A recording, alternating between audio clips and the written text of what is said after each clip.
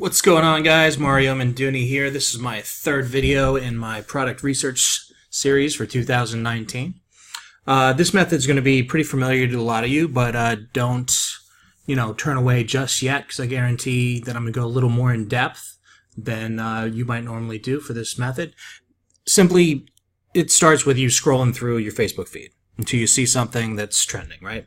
So it's right before Valentine's Day now. And I'm scrolling through, and I've seen this teddy bear everywhere, okay? And obviously it's a Valentine's gift, and let's dig a little deeper into it, all right? So why am I being marketed to, okay? Why am I seeing this? I'm guessing it's because I'm a single guy of a certain age. Let's see what it has to say. I am seeing this because I'm similar to people who may have been their customers. All right, so it's a lookalike audience, and Facebook knows I'm single, and they know that I'm of a certain age of people that are spending money, and there you go. Okay, so we'll go to their website, and we'll take a quick look at that. Okay, so this is their second bestseller. Their first bestseller is that necklace that I featured in the first video. So they're selling a lot of Valentine's Day stuff. Okay. And let's dig a little deeper. Okay, there's their bestseller. You guys saw that in video 1 of this series. Now, they used a bit.ly link in their ad, so we can see how they're doing as far as clicks go. Bam, right there, by simply putting in their URL and the plus sign. Okay, so they are getting, they've paid for 60,000 clicks with this, and almost all of them were Instagram. So this is working well for them on Instagram. The Facebook ad is probably doing okay as a retargeting ad, but it looks like they're driving most of their sales from Instagram, almost all US. Okay, so we know, we have a little bit of an idea if we want to go out there and target what to do. And if you fired up a similar ad on Instagram right now, you might be able to be profitable, like right out of the gate, like day one, because a lot of people are going to see that ad, and it's such a hot trending product right now. If we look at the Google Trends of it, I mean, look at this thing. This thing's, it's going hockey stick over here. So people on Instagram that see your ad, they might buy right away, having already guessed that you've built trust with them because your ad is similar to one or two ads they may have seen from your competitors. So it's almost like you're just traffic jacking how hot this is right now. Kind of like if you jumped in at fidget spinners at the right time. And a lot of people who end up spending the $50 at your store, to them, they were just retargeted. And it's, in marketing, it takes 2 to 7 times somebody has to see something usually before they pull the trigger, okay? Certainly more for more expensive stuff, but this is still in the impulse buy range. Okay. So let's take a look at their website. Their load speed is pretty slow. So they're loading at 7 seconds.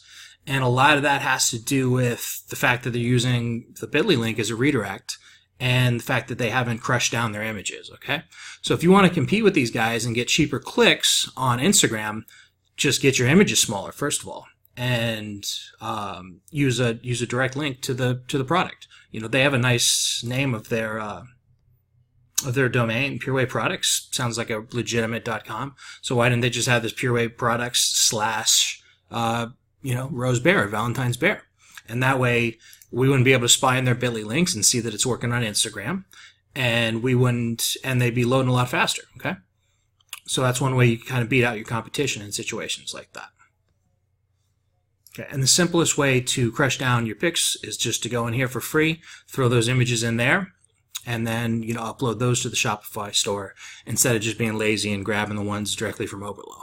Okay, which is fine in the beginning, but you should at least have yourself somebody that works for you on your landing pages that need to be fast loading, like your product page.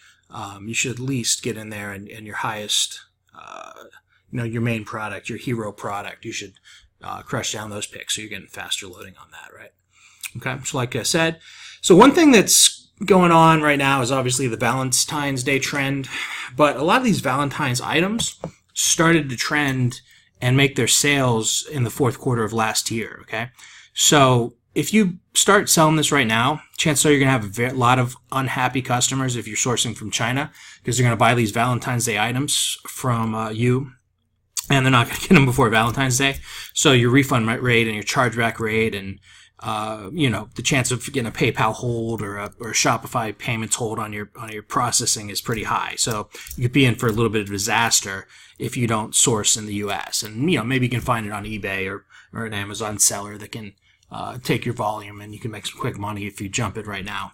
But keeping in mind for next time this year, in the fourth quarter, start looking for products, or not next year, but this time next year. So in the fourth quarter, start looking for products that you think will do well on Valentine's Day, and try to get them, dialed down and get them to convert in the fourth quarter. And then you can start scaling up and sort of remarket them from being a Christmas gift to being a Valentine's gift. And then you're going to be rocking and rolling. And if you find something hot like this bear that literally just started to trend pretty much the week of Christmas, okay, then people were obviously putting it out on social media a little bit before this, and then people started to search right around Christmas time, okay? So you find something like this, you might want to consider, picking up $5,000 or $10,000 worth of it and sending it to a fulfillment center. So when Valentine's Day comes along, you can sell right up to a few days before Valentine's Day and not get a bunch of unhappy customers, okay? And how else? Let's dig a little deeper into this, right? So let's take a look here.